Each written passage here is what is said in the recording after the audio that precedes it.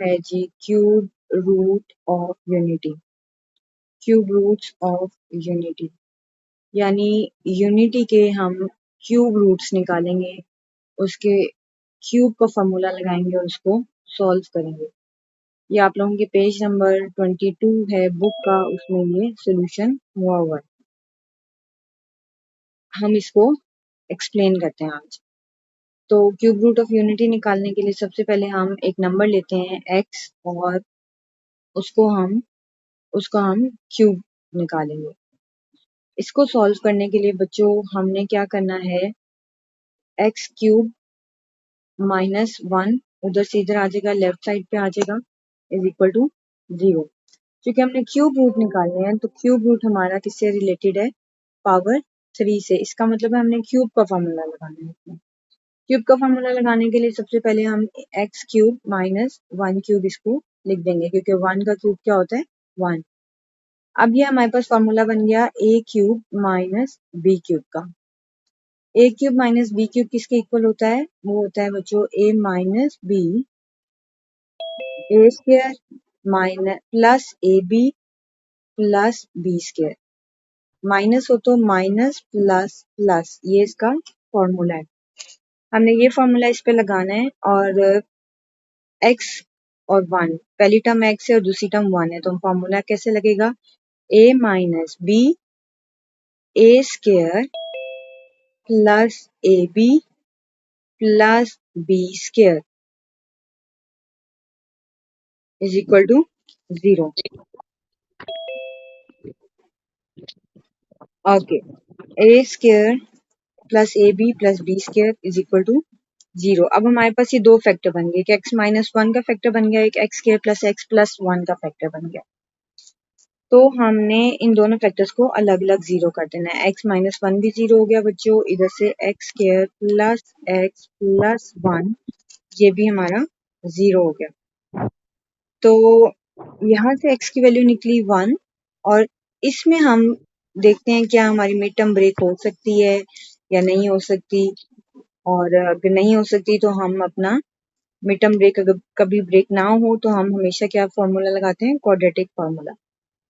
अब 1 का फैक्टर ऐसा नहीं कोई बन सकता कि मिड टर्म 1 आ जाए, प्लस माइनस करके उसको मिड टर्म 1 नहीं आ सकता, इसके लिए हम इस पे लगाएंगे क्वाड्रेटिक फॉर्मूला। क्वाड्रेटिक फॉर्मूला क्या कहते हैं, x is equal to minus b plus minus under root b square minus 4ac over 2a। तो इस क्वाड्रेटिक फॉर्मूले में हम कंपेयर कर लेते हैं कि मैं आपको पहले रेड से ये फॉर्मूला लिख के दिखाती हूँ बच्चों।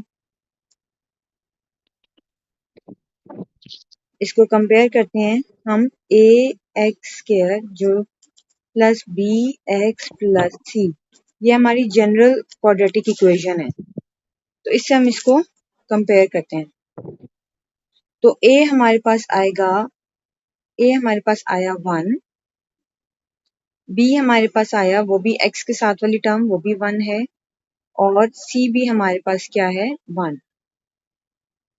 हमने क्या किया बच्चों, कंपेयर किया इसको जनरल क्वाड्रेटिक इक्वेशन से। एक्स के साथ वाली टर्म को हम कहते हैं ए, एक्स के साथ वाली टर्म को हम कहते हैं बी, और जो विदाउट एक्स वाली टर्म है उसको हम कहते हैं सी। तो हमारे पास ये तीनों वैल्यूज आ गई। अब हम इसको सब्स्टिट्यूट करते हैं। माइनस बी 1 है, ए भी 1 है, सब टर्म्स 1 है, इसलिए कुछ सोचना नहीं पड़ा ज्यादा, सिर्फ सब्स्टिट्यूट करते हैं।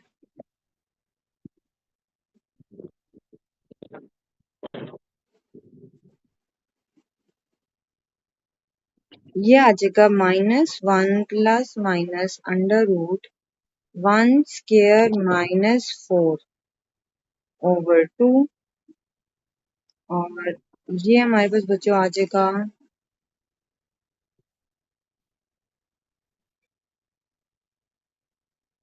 -1 plus minus under root 1 minus 4 होता है -3 ओवर 2, और -1 प्लस माइनस इसको हम लिख सकते हैं अंडर रूट 3 को और अंडर रूट -1 को अलग करके।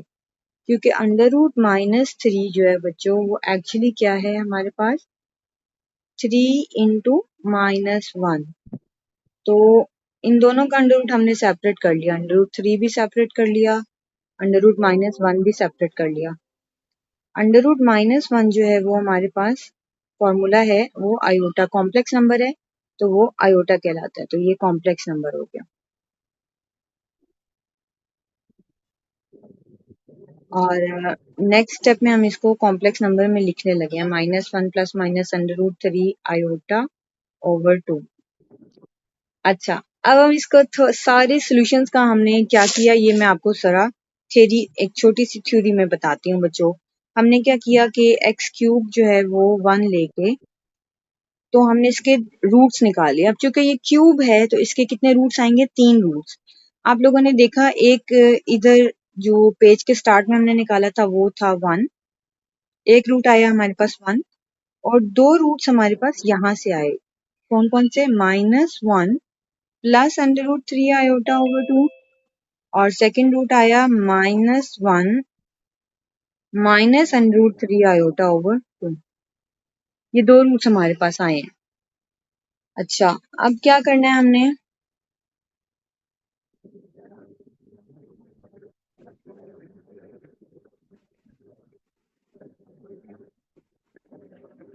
जब 2 रूट्स आ गए हैं, 3 रूट्स टोटल आ गए हैं, ये हमने फाइंड आउट जो करने थे। इसमें बच्चों हमने इनको एक्चुअली एक स्पेसिफिक नाम देना है। वो अब आप देखेंगे कि मैंने इनको कैसे कन्वर्ट किया है। हमारी ये जो बुक है वो भी उसमें इसको क्लियरली इन्होंने मेंशन किया हुआ है कि जो ये लास्ट 2 रूट्स जो आपको क्या नजर आ रहे हैं, -1 प्लस √3 आयोटा ओवर 2 और -1 माइनस √3 आयोटा ओवर 2, इनको एक स्पेसिफिक नाम दिए गए हैं, इनको एक रिकग्नाइज करवाया गया है, इनको एक स्पेशल न्यूटेशन से इनको डिनोट किया गया है। तो हम एक्चुअली इनको कहते हैं जो -1 है, वो मैं अब आपको बताने लगी हूँ कि इनका नाम एक्चुअली क्या है। एक रूट तो 1 ही कहलाता है, जो ये कॉम्प्लिकेटेड सा रूट आपको नजर आ रहा है इसको बच्चों कहते हैं ओमेगा, ठीक है। और अगर आप ओमेगा जो है अगर आप उसको लेते हो प्लस वाले को, अगर आप ओमेगा ले रहे हो तो इसका स्केयर जो होगा वो माइनस वाला होगा फैक्टर, यानी ओमेगा स्केयर जो है वो -1 माइनस √3 आयोटा ओवर 2 ये होगा। एक ओमेगा कहलाएगा, एक उसका ओमेगा स्केयर कहलाएगा। और उलट भी हो सकता है कि इफ अगर आप ले रहे हो ओमेगा को माइनस वाला फैक्टर ले रहे हो, माइनस वाला, ये मैंने माइनस वाला लिया है, इफ देन इसका स्केयर क्या होगा, प्लस वाला रूट। ये प्लस वाला रूट है, -1 प्लस √3 आयोटा ओवर 2। अब बच्चे कुछ कंफ्यूज कर देते हैं, -1 जो इसमें लिखा हुआ है इसको माइनस और प्लस करना शुरू कर देते हैं। ऐसा नहीं, आपने क्या करना है कि -1 तो लिखा रहने देना है, √3 के साथ जो 2 हैं प्लस और एक माइनस, उसमें आपने 9 को और उसमें आपने प्लस को और माइनस को कंसिडर करना है। तो प्लस वाले रूट को अगर आप ओमेगा कहते हो तो ओमेगा स्केयर जो है वो इसका होगा माइनस वाला रूट, और अगर आप माइनस वाले रूट को ओमेगा कहते हो तो इसका स्केयर क्या होगा, प्लस वाला रूट। इसका सोल्यूशन एग्जैक्टली ये आपके बुक पे हुआ हुआ है, इन्होंने स्केयर लेके इसको सॉल्व किया हुआ है पूरा और बताया हुआ है कि अगर आप प्लस वाले रूट को ओमेगा कह रहे हो तो उसका स्केयर जो है वो नेगेटिव वाले रूट होगा, और अगर आप नेगेटिव वाले रूट को ओमेगा कहते हो तो उसका प्लस वाला रूट होगा। अभी तक हमने क्या सीखा बच्चों, हमने सीखा कि ये जो क्यूब वाला रूट है उसको अगर हम लेते हैं, क्यूब रूट से सॉल्व करते हैं तो हमारे पास इसके 3 रूट्स निकलते हैं। एक होता है 1, एक रूट कहलाता है हमारा 1,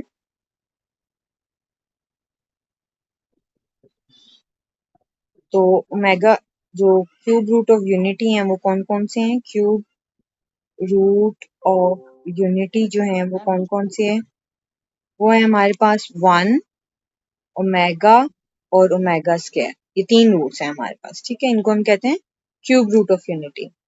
ये आपने याद कर लेने हैं क्योंकि ये तीनों रूट्स जो हैं वो आगे आपकी इस एक्सरसाइज में यूज होने लगे हैं।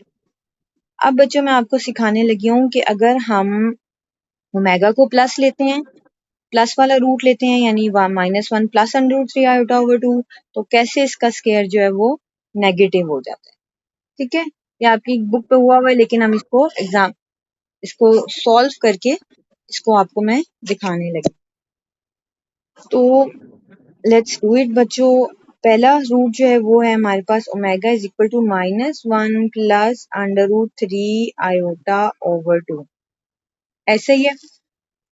और आयोटा को जब हमने इसको कंबाइन किया था √3 आयोटा को, तो ये हमारा था हाँ जी √3 आयोटा और था। ओके बच्चों, यहाँ पे आपने देखा कि ओमेगा स्क्वायर की मैंने सारा सोल्यूशन किया और वो ऑपोजिट आया ओमेगा के। जो -1 है, जिसमें माइनस साइन है, उसको अगर हम सॉल्व करें तो वो ऑपोजिट हो जाएगा, ओमेगा से ओमेगा स्क्वायर में चला जाएगा। और 1 ओमेगा ओमेगा स्क्वायर, ये 3 रूट्स हैं हमारे पास यूनिटी के।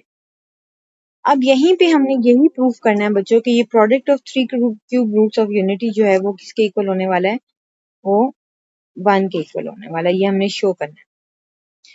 हम जल्दी से इन तीनों का प्रोडक्ट लेते हैं और इनका आंसर आएगा 1। अब आप देखेंगे कि इन तीनों का प्रोडक्ट का आंसर आने वाला है 1। यहाँ पे लेफ्ट साइड पे तो ये आएगा ना बच्चों, क्यूब, ओमेगा क्यूब। तो 1 को मल्टीप्लाई करना है और इसके रूट को मल्टीप्लाई करना है, दैट इज -3/2। फिर अगले रूट को मल्टीप्लाई करना है, -1 माइनस अंडर रूट -3/2। इन तीनों को मल्टीप्लाई करते हैं, देखते हैं क्या आंसर आता है। तो न्यूमरेटर में बन गया स्क्वायर, ये आ जाएगा -1 का स्क्वायर, ए स्क्वायर। ये बन जाएगा a plus b, a minus b. यहाँ पे a प्लस बी है, यहाँ पे a माइनस बी है, तो दोनों का आंसर प्रोडक्ट होता है हमारे पास a square minus b square. तो -√-3 का स्क्वायर, तो नीचे 2 2 जा 4 हो जाएगा, विच इज इक्वल टू -1 का स्क्वायर +1 होता है, स्क्वायर एंड रूट से cancel, minus into -3/4 which is equal to 4/4। और ये हमारे पास जो रूट्स ऑफ यूनिटी का आंसर आया है वो है 1। क्यूब रूट ऑफ यूनिटी हमारे पास जो आंसर आया है ये है 1। अब आज के लेक्चर में आपने सिर्फ 2 चीजें याद रखनी है। ठीक है, 2 चीजें हमने इनको सॉल्व किया है, वो क्या है कि क्यूब रूट ऑफ यूनिटी है जी 1 ओमेगा और ओमेगा स्क्वायर, ये होती हैं क्यूब रूट ऑफ यूनिटी।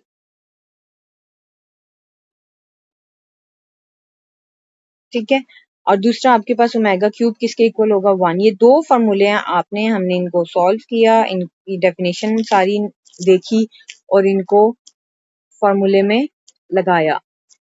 बस आज का इतना ही लेक्चर है कि आपने इसको सॉल्व करना है।